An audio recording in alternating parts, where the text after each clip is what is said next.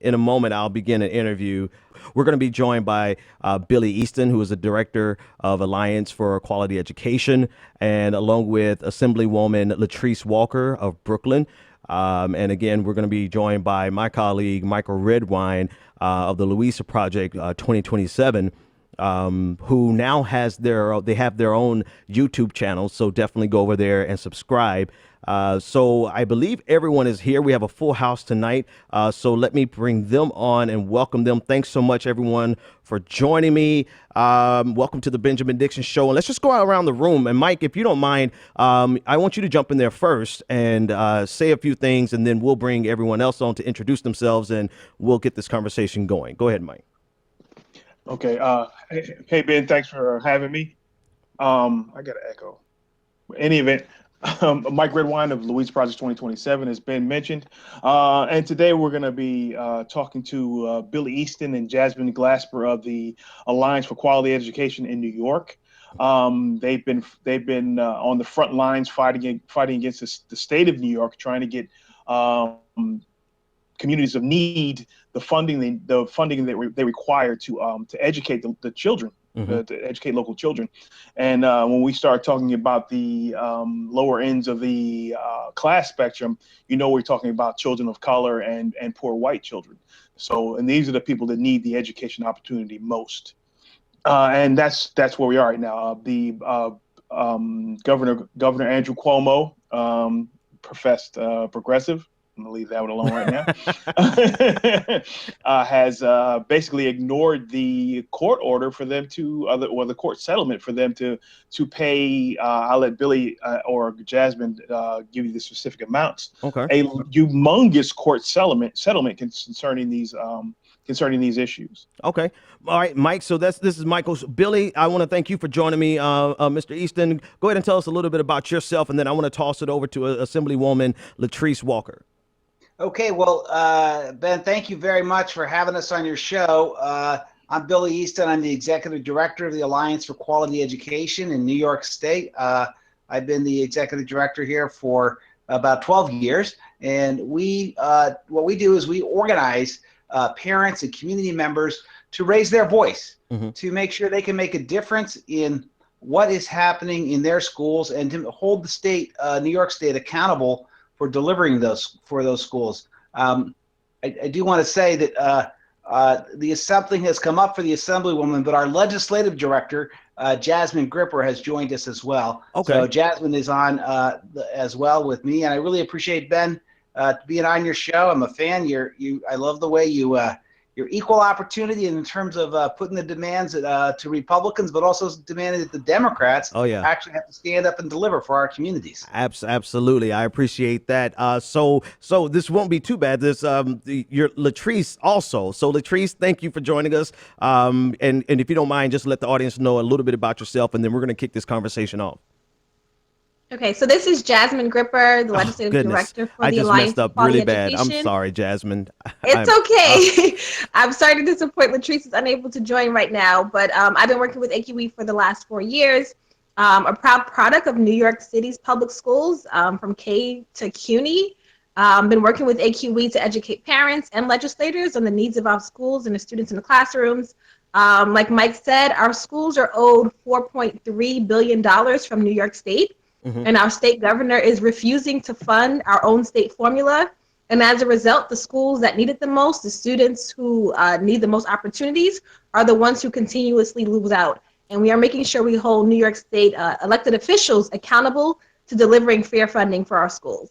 Awesome. All right. So we have a round table. We have a full house here tonight. And Mike, this actually came about because of the article that you wrote for the Progressive Army dealing with Cuomo's education budget fails. And this is how I got introduced to everyone. And part of what we do here is exactly what you said. We hold Democrats accountable too, and this is an instance here in New York where the children of New York, the students of New York, are being directly harmed by someone who claims to be a progressive, someone who's supposed to be fighting on our behalf, but it's anything but the case. Mike, give me a little bit more background, and then I want to pass the mic around the room so we can get more insight. Okay, so I got I think it was Anoa that got Zakia Ansari in touch with me about this issue. I guess the bottom line is that Governor Cuomo is not okay. Let's be real. At this point, it's malicious, right? It's one thing to say that okay, maybe when we have more money or the budget is more fluid, that we can find some space to pay this off. They're just ignoring it. They're just straight ignoring it. They're to the point where they're fabricating things in order to avoid it. It's bad. It's bad. And you know what? I'm going to leave from there and I'll let the experts take from here. And it's bad. So Billy, Billy, give us more background on the Yeah. actual budgetary problems and some of the other underlying problems there. Sure. So the background here is that in 1993, parents from New York City, led by an African-American man from Washington Heights, a good friend, Robert Jackson, sued the state because New York State, like most states, the constitution of the state guarantees students a right to an education. In New York State, it's called a sound basic education, sound basic education to prepare them for adulthood and to be successful members of our society. So as a result of this lawsuit, it took actually 13 years to go through the courts, and the parents won at every level of the courts. The highest court in the state ordered the state to resolve the problem. Then in 2007, the then governor, Eliot Spitzer, and the state legislature came to a resolution that met the court order. And they committed to increase funding for schools across the state by $5.5 billion. That's billion with a B. And they're going to take 4 years to phase in that money. And it was overwhelmingly targeted to the high-need schools, schools with a lot of students in poverty, a lot of English language learners, a lot of Black and brown students, and to really meet their needs and to raise the quality of educational opportunity in those schools. For 2 years, the funding was delivered, and then the economy tanked and they put it on hold. And then when Andrew Cuomo was elected, he decided he'd rather cut taxes on millionaires and billionaires than provide billions of funding that's owed to the schools. So he started cutting funding, and then he left the schools underfunded. You don't expect that in New York. The same thing is happening, frankly, not just in New York, but in Georgia and Mississippi. But people might say, oh, I'm not that surprised. Georgia and Mississippi are underfunding their school formula. Right. But New York State likes to pride itself as a progressive beacon for the whole country. Right. So they've left our schools underfunded. And now Governor Cuomo not only wants to underfund the schools, he actually wants to repeal the commitment, the $4.3 billion that are owed to public schools across the state. He wants to repeal that from law entirely. Wow. Jasmine, tell me about the people on the ground, the feedback from the parents, the community. What is the community action around this? And are you getting the type of response from the community that you expect and need to actually push back against Cuomo?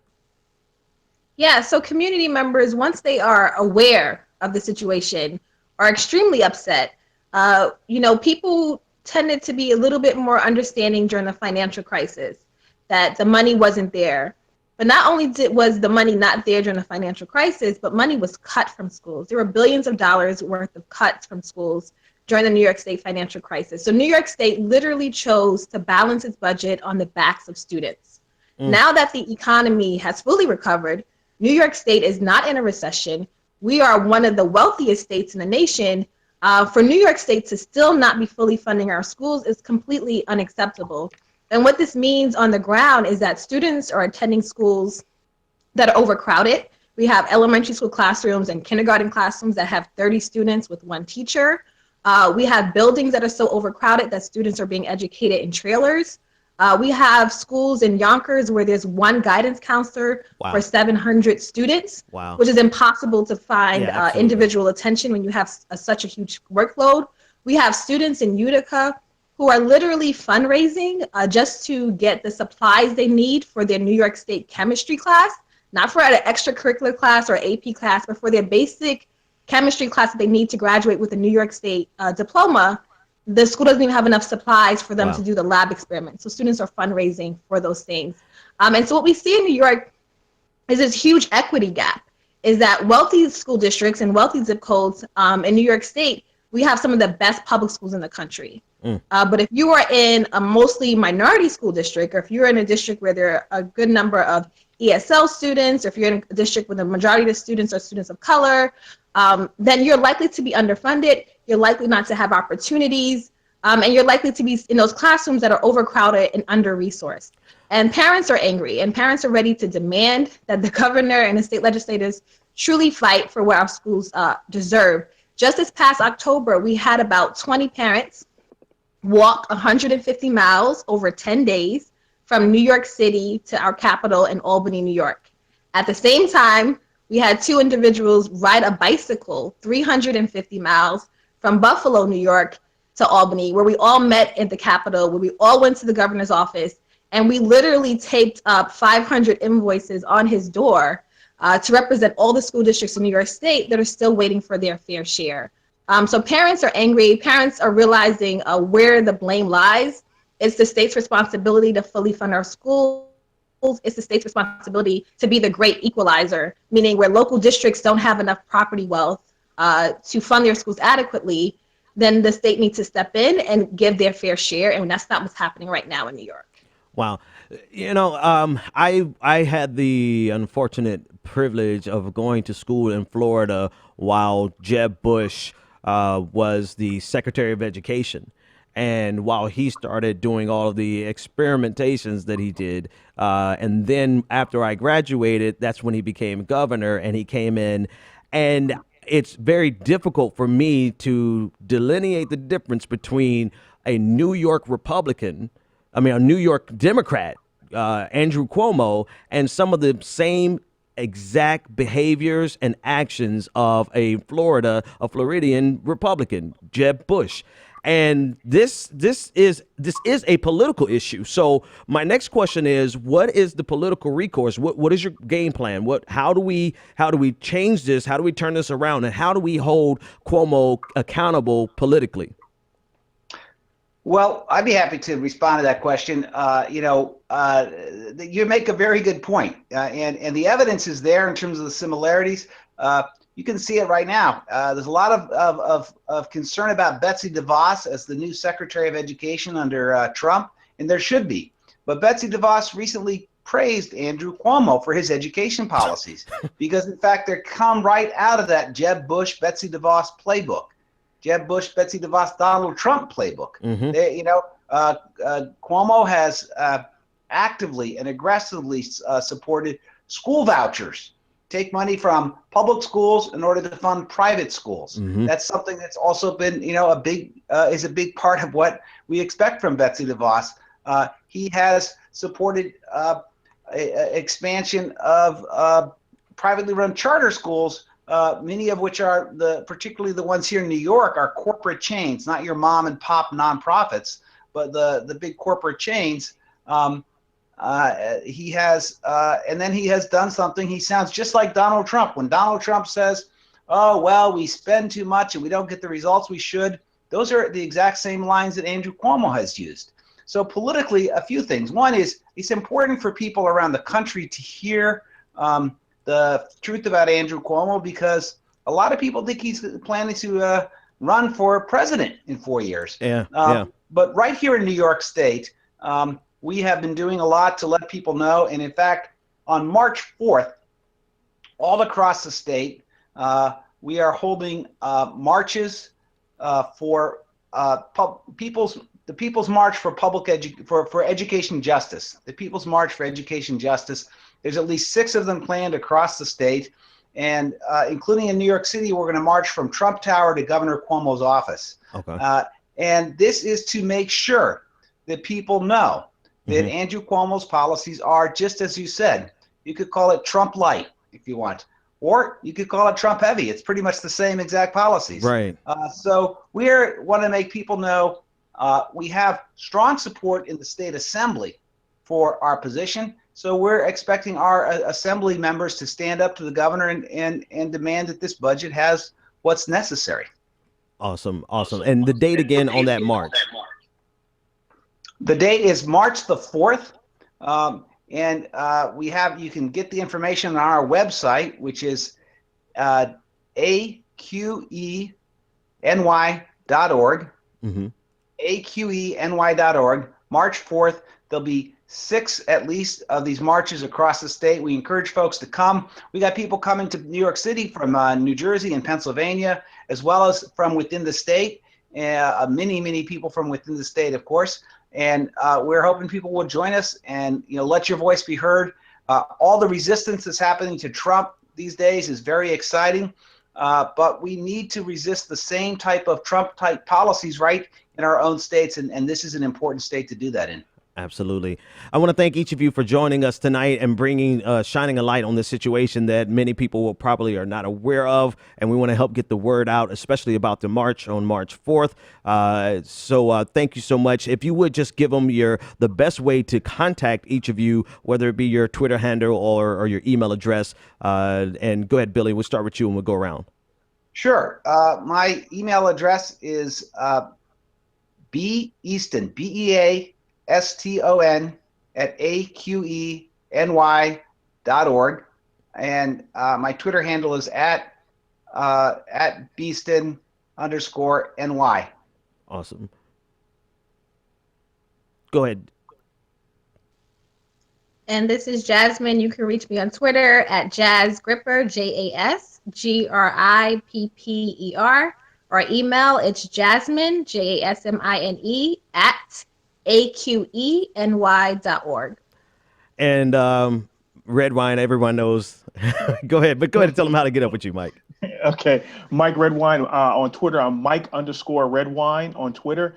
And you can always reach me at louisaproject2027.org. Again, louisaproject2027.org. And check out the new Louisa Project YouTube channel. Special thanks to you, Billy, Jasmine, Mike, for bringing this information to us, and all the best of luck. Let me know if there's anything else I could do to help. Thank you for helping, Ben. Awesome. Thanks, Ben. 857-600-0518 if you want to join the conversation. It is something. I'm sorry. I was going to say it's something when we realize that we have Democrats who are just as detrimental to our causes as Republicans. I can't act surprised anymore. Because it's happening more often than not, which is why I always say in the midst of holding Trump accountable, we can't take our eye off the ball, that there's still some Democrats, plenty of them, that we have to hold accountable along the way. And this is a perfect example. There's plenty of issues with Andrew Cuomo. And I almost wish he would try to run for president in 2020, because we could just pull out everything, the long laundry list of things that Cuomo has done that have been anti-progressive, not even liberal, just full on anti-progressive. And he would not fare well in a national campaign.